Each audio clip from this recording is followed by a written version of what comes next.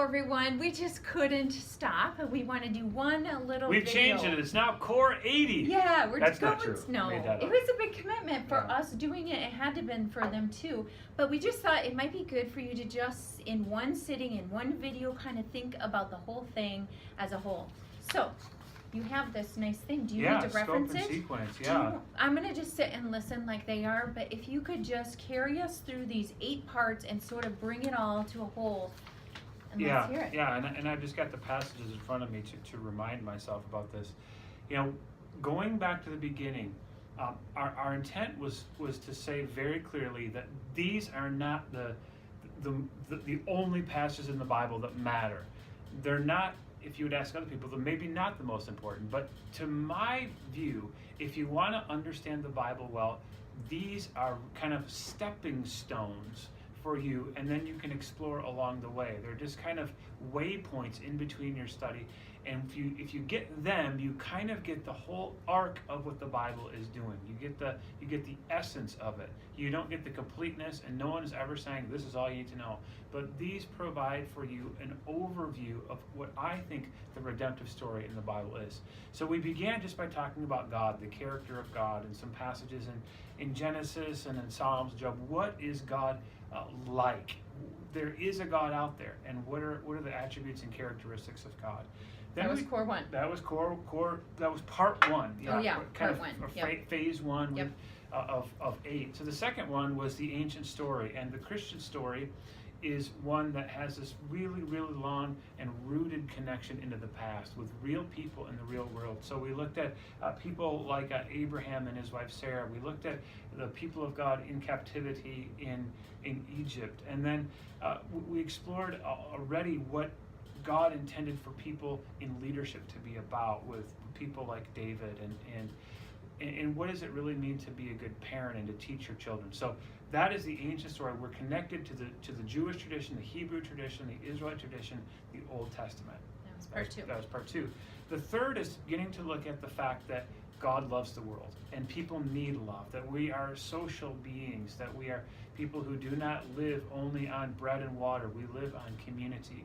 And so the passages in there looked at how God was setting the table, and even looking back on how God did love the world the most as the anticipation of the Messiah was coming. The advent of God's perfect rescue in Jesus Christ was part 3. Yep. And then part 4 was about Jesus. It was really looking at his life and ministry. I mean, how do you encapsulate that into 5 passages is really, really difficult. But these were passages out of the Gospels where we looked at Jesus as a teacher, as a healer, as a witness, and then as a sacrifice on the cross. So again, this is just doing such a disservice if you want to think that this is the whole Bible, but this is a sample of some of Jesus' teaching, and he is really the center of the whole Bible. That was phase Number 4. Yep. The 5th was then looking after Jesus is ascended to heaven, what are his followers supposed to be doing? So this was a look at the early church, the first Christians. And in some sense, the first Christians, though they're imperfect and they're not holy or gods in of themselves, they provide an amazing template for what the church today should be like. So this was a study of the interactions of the first believers, and how that's a model for us of what we should be doing. Yep. All right. Then the 6th phase was, I called it what saved people do. So this was for us a study, a bit of Christian ethics. So we do look to some of the early Christians, but then we also look to the teachings of people like the Apostle Paul, and even backward into the prophets. What are we supposed to be doing with our lives? What is God intending for his body of believers? What is a community of Christ supposed to be doing? When no one's looking, what are we supposed to be doing? And when everyone's looking, how are we supposed to be acting? So these are, we talked about worship, and we talked about sacraments and things like that. What do the people of God do when they're together? Mm-hmm.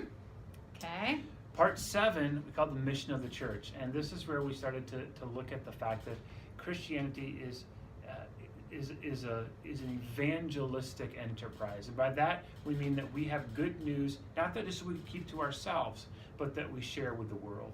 And that we are unabashedly trying to get people to join us, in a world that doesn't like conversion, and no one's being forced into anything, but we believe we have a testimony.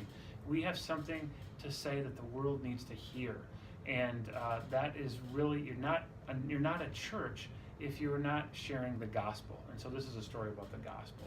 Mm-hmm. And then we came to phase 8, the last part, which we called the never-ending awaits. And to understand Christianity, you have to understand that we believe there's something more than what we're saying right now. That God is up to something bigger than what we can see and touch. That there is a movement afoot. That God is at work, and that in the end, God will perfect this world, will perfect His creation, and will perfect you and I as individuals. So we go all the way from the beginning, what God is like, to the problems we have as human beings, to salvation, to our response to salvation, the good things we do, not to be saved, but in gratitude for our salvation, the hope we have for the world, and then ultimately the redemption of all things, the whole universe. That helped. Yeah. That was good. Yeah. So if you are looking in this video, we're smaller than usual. Yeah, we look teeny tiny, and it looks like there's a Bible like right smack dab in front of the camera. But it really is not looking big because it's up front. It's this huge. It's this big. Let's lift it up. up. Yeah, lift it up and put it by your Hi! body. Go ahead. Back is I'll up. help you. No, I don't know. What do you think this thing weighs? 25 pounds? Oh maybe? yeah. Turn it sideways. It's so beautiful on both ends. Like, this is a Bible that was in someone else's possession. See this, like used and locks. Yeah, we'll talk about the locks in a second. It's got an inscription that says 1875. It was given as a gift to R. Mulder, and it's all in Dutch. And the pages are huge. It like so many cool things. They have folded up newspaper clippings in here. These are just things about. This is 1915, so this is about the World War I. 100 years. Yeah, this is amazing. Actually, there's a map in here, but that's beside the point. Yeah. It's an amazing Bible. It's heavy, it's hefty, and this is not the kind of thing that you would go out and do street witnessing with. You would need somebody to teach you CORE40 with this thing. Yeah. But it's amazing. It's got calligraphy. But the big point I was going to make is that you said this is locked. So this was a Bible that could be locked. It's missing some of the clasps on it now, but you can lock it. CORE40 is our attempt to unlock the Bible for you.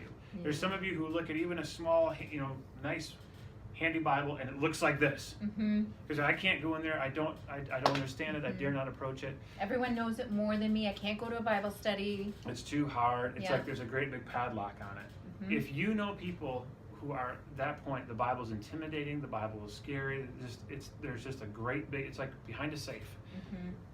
Show them CORE40. Yeah. And offer them some of this stuff, and we will help try to unlock the Bible together with you, because it is amazing. It is God's gift to us, and it's for teaching, correcting, training, and for sharing hope with the world. Hope that everything that we trusted in Jesus is coming true. Yeah, and we get life from this Bible, and lots of us are not feeling a lot of life right now, and we can really get it from this word. So thank you so much. I know this was a huge commitment to you, and was fun. It was really great to be able to do this with you guys. Thank you so much. You can find us other places. We're going to keep producing other materials, sometimes together, sometimes separate, and try to serve you as best we can. Just look us up on the web, and we'll keep it at it. God bless you. See you. Thanks God for joining bless. us on the journey. Bye. Bye-bye.